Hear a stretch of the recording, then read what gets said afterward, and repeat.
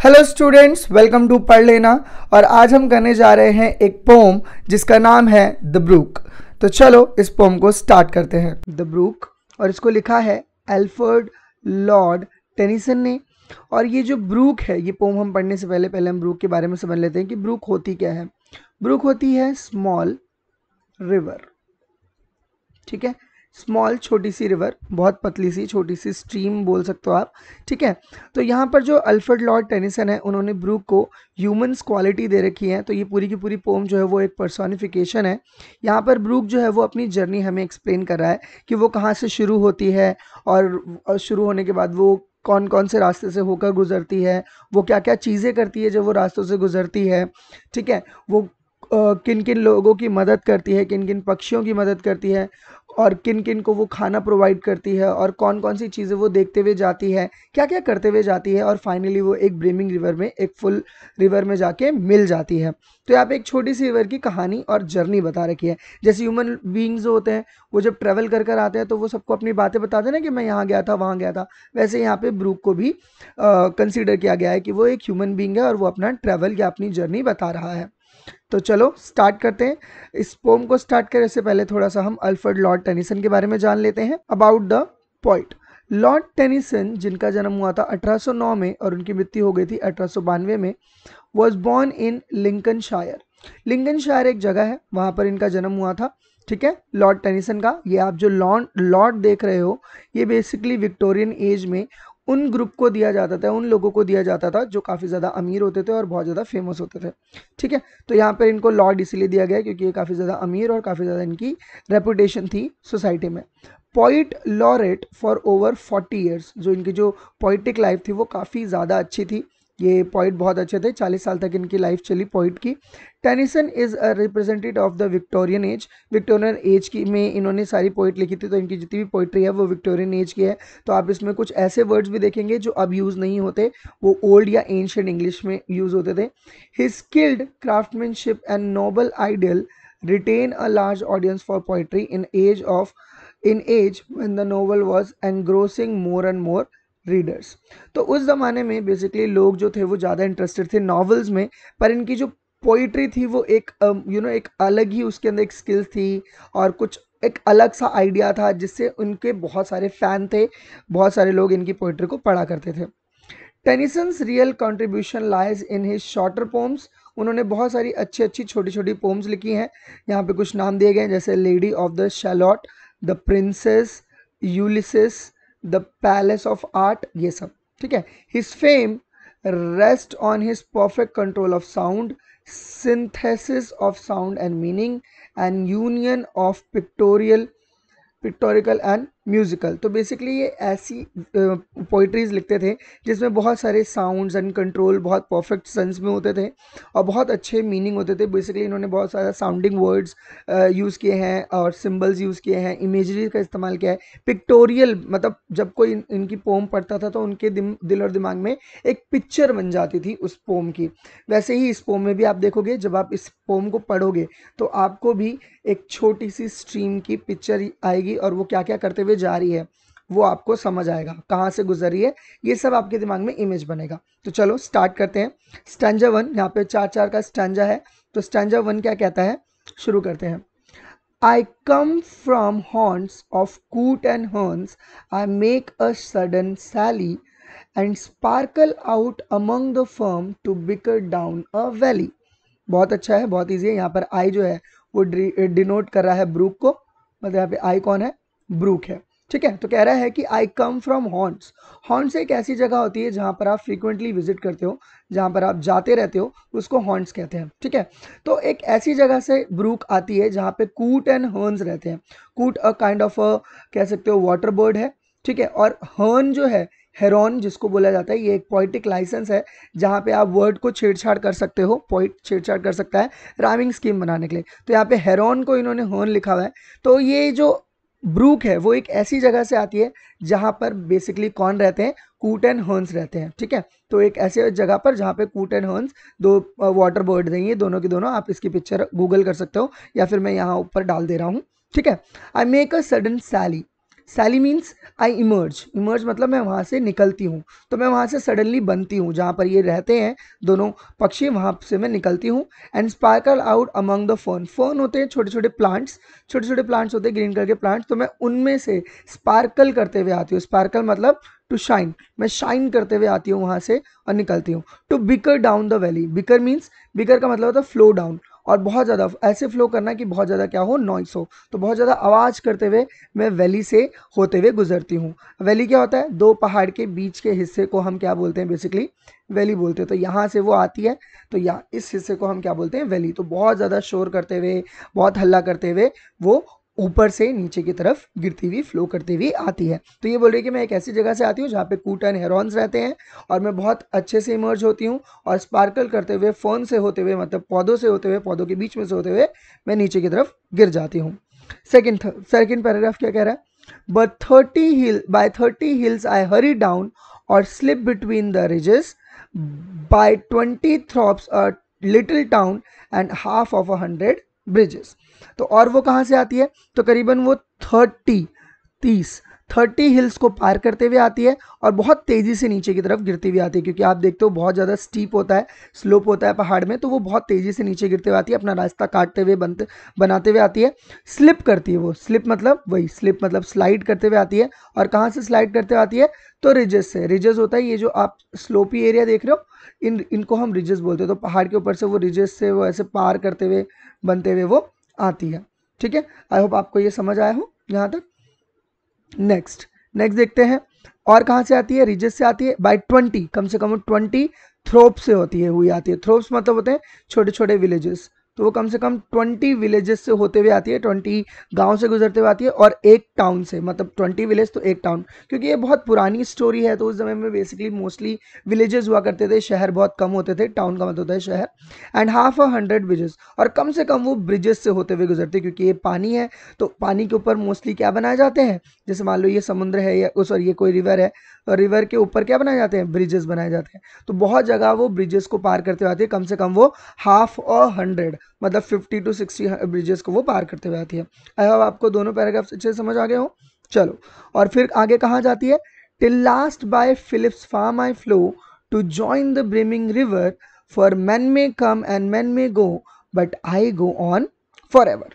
कह रही है फिर उसके बाद मैं कहाँ पहुंच जाती हूँ, एक फिलिप है, कोई इंसान है, उसके फार्म तक। तो यहाँ पर ये जनरली किसी का भी नाम ले लिया, यहाँ पर वो किसी ना किसी के फार्म से होते हुए गुजरती है, तो वही बोल रही है कि कोई फिलिप है जिसके मैं फार्म से होते हुए गुजरती हूँ। ठीक है, to join the brimming river. अब ब्रिमिंग रिवर का क्या मतलब है, तो वो रिवर जो बहुत ज़्यादा भरी हुई है, पानी से भरी हुई है। ब्रिमिंग मतलब फ्लो कर रही है, मतलब उसमें बहुत ज़्यादा क्या है, पानी है, बहुत ज़्यादा पानी है, तो वहाँ आकर यह क्या करती है, आके ये जुड़ जाती है, उसमें कनेक्ट हो जाती है, तो ब्रिमिंग रिवर में आके जुड़ जाती है। मतलब इसका एक मोटो है कि वो आएगी वहाँ से, अपने पहाड़ों से होते हुए आएगी, उसको पार करते हुए आएगी, और जाकर एक बड़ी रिवर में जाके क्या कर जाएगी, मिल जाएगी। मतलब ये डेवलप होना चाहती है, बड़ी होना चाहती है, तो ये बड़ी हो जाती है। इसका एक मोटो है कि वो बड़ी होना चाहती है। आगे क्या बोल रही है, for men may come and men may go, man may go but I go on for ever. तो ये बहुत इंपॉर्टेंट पैराग्राफ है, सॉरी ये दो लाइनें हैं। इसका मतलब ये है कि जो मैन होते हैं, जो ह्यूमन बींग्स होते हैं, उनकी जो लाइफ होती है वो होती है टेम्पररी। टेम्पररी मतलब कि उनकी लाइफ बहुत जल्दी ख़त्म हो जाती है, कुछ सालों के मेहमान होते हैं इस दुनिया में। पर ये जो रिवर्स होती हैं ये बहुत ज़्यादा साल तक जीते हैं, इनकी लाइफ जो होती है वो क्या होती है, एटर्नल होती है। और ये आप कैसे जान सकते हो, क्योंकि आप देख सकते हो कि जो नेचर होता है वो बहुत धीरे धीरे चेंज होता है, बहुत धीरे धीरे उसकी लाइफ बढ़ती है। पर जो ह्यूमन बींग होते हैं वो बहुत जल्दी बड़े हो जाते हैं, फिर बूढ़े हो जाते हैं, और फिर वो मर जाते हैं। तो वो यही कह रही है कि ह्यूमन लाइफ जो है वो बहुत टेम्परेरी है, पर मेरी लाइफ जो है वो बहुत ज़्यादा बड़ी है। ठीक है, next, I chatter over stony ways in little sharp and trebles, I bubble into eddying bays, I babble on the pebble. क्या कह रही है यहाँ पर कि I chatter over stony waves. देखो, जब भी कोई रिवर बहुत बड़े बड़े स्टोनीज, बहुत बड़े बड़े स्टोन से पार करेगी, तो उस पर वो टकराएगी, राइट, और टकराएगी तो क्या करेगी, चैटर करेगी। चैटर का मतलब क्या होता है, बहुत ज़्यादा बातें करना। जब हम बात करते हैं तो उसको हम बोलते हैं चैटर, तो बहुत बातें करना। तो बात करेंगे तो क्या आएगा, नॉइज होगा, साउंड होगा। तो वही जब वो टकराती है बड़े बड़े स्टोन पे तो वो नॉइस करती है। In little sharps and trebles, और जब वो ट्रेबल्स और लिटिल शार्प्स मतलब जब बीच में स्टोन आ गए तो उनको बहुत पतले पतले शार्प्स लेने पड़ते हैं। शार्प मतलब टर्न्स, ट्विस्ट एंड टर्न्स लेने पड़ते हैं उसको जब वो स्टोनी वेव्स पर जाती है। एंड क्या, ट्रेबल्स, ट्रेबल मतलब हाई पिच ट्यून निकलता है, क्योंकि बहुत पतली जगह से निकल रही है तो उसमें आवाज बनेगी, तो बहुत हाई पिच ट्यून और हाई पिच आवाज बनती है। I bubble into eddying bays, bays का मतलब होता है चौड़ी जगह। जब देखो जब स्टोनी जगह से पास होगी तो वो पतली जगह से गुजरी, पर आगे जाके क्या हुआ, चौड़ी जगह मिल गई, है ना, बहुत ज़्यादा स्पेस मिल गया ना उसको जाने का, तो उसको हम बोलते हैं, बेस को बोलते हैं चौड़ी जगह। और एडिंग का मतलब क्या हो गया, स्पाइरल मूवमेंट। जब वहां से पतली जगह से आएगी तो वो क्या बनाएगी, एक स्पाइरल मूवमेंट बनाएगी, वर्लपुल बनाएगी। वर्लपुल बनाएगी तो उसमें भी साउंड होगा, है ना। आगे क्या, तो वो क्या करती है, जब वर्लपुल बनाती है तो वहां पे बहुत ज्यादा क्या बन जाते हैं, बबल्स बन जाते हैं, छोटे छोटे छोटे छोटे बबल्स बनते हैं, ठीक है। I babble on the pebble, babble means sound when one talks gaily, gaily मतलब बहुत धीरे से आवाज करना, बहुत धीरे धीरे आवाज में बात करना, उसको गेली बोलते हैं। तो जब पैबल्स पे, छोटे छोटे पत्थरों पे जब वो टकराती है तो बहुत हल्की आवाज करती है। तो कह रही है कि जब बड़े बड़े स्टोन आ जाते हैं मेरे रास्ते में तो बहुत तेज आवाज करती हूँ, और मैं बहुत शार्प और हाई पिच ट्यून निकालती हूँ, शार्प टर्न्स लेती हूँ, हाई पिच ट्यून निकालती हूँ। और जब मेरे को बहुत ज़्यादा जगह मिल जाती है तो वहाँ पे मैं स्पाइरल करने लगती हूँ और बबल बनाने लग जाती हूँ। और जब मैं छोटे छोटे छोटे छोटे पत्थरों पे टकराती हूँ तो मैं क्या करती हूँ, बहुत स्लो आवाज़ में बात करती हूँ। तो ये सारी बातें वो बता रही है कि जब वो चलती है तो वो क्या क्या चीज़ें करती है। With many a curves my bank I freight, by many a field and fallow and many a fairy foreland set with willow weed and mallow। बहुत इंपॉर्टेंट पैराग्राफ है ये। क्या कह रहा है, विद मैनी अ कर्व, मैं बहुत सारे कर्व्स लेती हूँ, क्योंकि देखो जब भी रिवर होती है वो बहुत सारे कर्व्स लेती है, राइट। तो जब भी वो कर्व लेती है तो मैं क्या करती हूँ, वो जितने भी बैंक होते हैं मेरे, जो किनारे होते हैं, जो किनारा होता है उसका क्या बोलते हैं, रिवर का, वो क्या करती है, उसको फ्रेट कर लेती है। फ्रेट मीन्स उसको अपने अंदर समा लेती है, समाहित कर लेना, है ना, इंक्लूड कर लेती है, मतलब बैंक्स को भी अपने अंदर उसके ऊपर चढ़ जाती है और बैंक को अपने अंदर ले लेती है। I fret by many a field and fallow, और बहुत सारे फील्ड को भी मैं फील्ड के ऊपर से भी होकर गुजरती हूँ। और फैलो एक ऐसा लैंड होता है जो अनकल्टिवेटेड होता है। अनकल्टिवेटेड क्यों होता है, शायद वहाँ पे फर्टिलिटी नहीं होगी इसीलिए, तो वो अनकल्टिवेटेड होता है तो उसके ऊपर से गुजरती है और उसको फर्टिलिटी प्रोवाइड करती है, क्योंकि जहाँ पे पानी होगा वहाँ पे ज़्यादा फर्टिलिटी होगी। एंड मैनी अ फेरी फॉरलैंड, और ऐसी भी जगहों से वो गुजरती है जो बेसिकली एक फेरी टेल की तरह लगता है। ऐसा लगता है कि फेरी टेल में से वो लैंड्स निकाल लिए गए, वो इतने सुंदर होते हैं, इतने ज़्यादा सुंदर होते हैं, उनसे भी वो उनको भी वो क्या करती है, पार करती है। ऐसा फोरलैंड जो बेसिकली सी में जा रहा हो, है ना, फोरलैंड बोलते हैं ऐसा पीस ऑफ लैंड जो सी के अंदर एक्सटेंड हो रहा हो। तो बेसिकली एक ऐसी जगह से वो गुजरती है जो बेसिकली फेरी टेल्स में उसने सुनी है सिर्फ या देखी है, तो बहुत सुंदर जगहों से वो गुजरती है। With willow weed and mallow, willow weed क्या होता है, तो एक तरह का फ्लावर होता है। एंड मैलो क्या होता है, मैलो भी क्या होता है, एक प्लांट होता है जो बहुत सारे लीव्स होते हैं उस पर, pink and white and purple flowers होते हैं उसके ऊपर।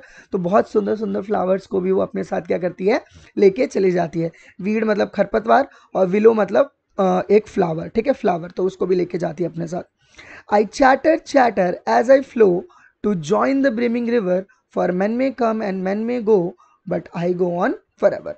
तो मैं जब तक फ्लो करती हूँ तब तक मैं क्या करती हूँ, सिर्फ चैटर करती हूँ। चैटर मैंने बोला साउंड प्रोड्यूस करना, बातें ही करती रहती है वो, और तब तक वो बातें करते करते जाती है जब तक कि वो रिवर तक ना पहुंच जाए, जो बड़ी रिवर में वो ज्वाइन तब तक ना कर ले। फिर वही लास्ट में दोबारा से वही दो लाइनें दोबारा से रिपीट हो रही हैं, तो इसको हम बोलते हैं रिफ्रेन। जब एक ही या एक से ज़्यादा लाइन बार बार रिपीट हो रही हो अलग अलग पैराग्राफ में तो उसको हम रिफ्रेन कहते हैं। तो for men may come and men may go but I go on for ever, तो यही बात कह रही है वो कि जो मैन है उनकी जो लाइफ होती है वो टेम्परेरी होती है, पर मेरी जो लाइफ है वो क्या है, बहुत ज़्यादा बड़ी है। I wind about and in and out with there a blossom sailing and here and there a lusty trout and here and there a grayling. तो क्या कह रही है, आई विंड अबाउट, मैं उड़ते हुए जाती हूँ, मैं आगे बढ़ते हुए जाती हूँ, इन एंड आउट, कभी ऊपर जाती हूँ कभी नीचे जाती हूँ। तो आपको पता है कि जो एक रिवर का रास्ता होता है वो कभी ऊपर कभी नीचे, कभी ऊपर कभी नीचे, है ना, ऐसे घूमता रहता है। तो वो कह रही है कि मैं बहुत तेजी से बढ़ती हूँ आगे, विंड अबाउट, विंड की स्पीड में जाती हूँ मैं, और इन एंड आउट कभी ऊपर कभी नीचे जाती हूँ। With here a blossom selling, तो मैं क्या करती हूँ, अपने साथ बहुत सारी सेलिंग जो होती हैं, ब्लॉसम जो होती हैं, उनको मैं लेकर उड़ जाती हूँ। And here and there and lusty trout, और मेरे पानी के अंदर लस्टी ट्राउट्स भी होते हैं। लस्टी ट्राउट्स होती है fish, kind of a fish जो रिवर में फ्रेश वाटर में पाई जाती है। एंड ग्रेलिंग भी एक तरह की क्या होती है, फिश ही होती है जो बेसिकली फ्रेश वाटर में पाई जाती है। आप यहाँ पे इसका वर्ड मीनिंग देख सकते हैं, ये रहा, ठीक है, ये रहा lusty trout, oh sorry lusty trout a fresh water fish, and ये भी एक और टाइप ऑफ फिश होती है, ठीक है। आई होप आपको ये समझ आया हो, ठीक है। तो वो क्या करती है, वो इधर उधर जाती रहती है और अपने साथ बहुत सारे ब्लॉसम, बहुत सारे फूल पत्ती फ्लावर्स को लेकर, मतलब अपने साथ लेकर जाती है आगे। और उसमें फिश भी होती हैं अलग अलग तरह की, जैसे लस्टी ट्राउट हो गया, ग्रेलिंग हो गया, है ना। Next, and here and there a foamy flake. और जब वो आगे बढ़ती है तो वो क्या क्या करती है, अपने साथ साथ फॉमी फ्लेक बनाती है। Here and there a foamy flake upon me as I travel, upon me as I travel with many a silvery water break above the golden gravel। तो क्या करती है, हेरे देर जब वो जाती है तो वो क्या करती है, फोमी फ्लेक। आपने देखा होगा जब कहीं पर पानी बहुत ज़्यादा गिर रहा होता है तो वहाँ पे ऐसे ऐसे करके फोम बन जाता है, फोम, है ना। आपने देखा होगा, नहीं देखा तो आप कभी अगर वाटर के आसपास जाओगे तो जब वो कहीं पे गिर रहा होता है, एक साथ बहुत सारा पानी गिर रहा होता है, तो वहाँ पे, या आप कभी एक काम करना, बाल्टी लगाना टैप के नीचे और उसको कस के चला देना और देखना, तो उसमें क्या बनता है, फोम बनता है। तो वही बोल रही है कि जब मैं आगे बढ़ती हूँ, ईयर अंदर जाती हूँ, तो मैं फॉमी फ्लेक्स बनाती हूँ, फोम बनाती हूँ। अपॉन मी, मेरे ऊपर बनता है, एज आई ट्रेवल, जैसे जैसे मैं आगे बढ़ती जाती हूँ, with a many silvery water break. और हर जगह पर कलर कैसा रहता है, सिल्वर, सिल्वर, जहाँ पे भी ब्रेक होता है वहाँ पे सिल्वर वाटर ब्रेक, मतलब वो पानी के कलर को बोल रही है, सिल्वर होता है। Above the golden gravel. अब गोल्डन किस चीज़ को कहा गया और ग्रेवल क्या होता है, ग्रेवल होता है सैंड, ठीक है। तो आपने देखा होगा कि एक जो रिवर होता है, वो जो रिवर होती है उस जो अगर जो बहुत ज़्यादा पतली रिवर होगी, उसके जो अंदर की जो धरती है वो दिखाई दे रही होगी, तो वो गोल्डन कलर की होगी, क्योंकि उसमें बहुत सारा क्या होता है, सैंड होती है, तो इसलिए वो गोल्डन होती है। सैंड का कलर कैसा होता है, येलोइश होता है, गोल्डन होता है। तो वही बोल रहे हैं कि मेरा जो अंदर का ग्रेवल है वो गोल्डन होता है और उसके ऊपर सिल्वर कलर का पानी होता है, ठीक है।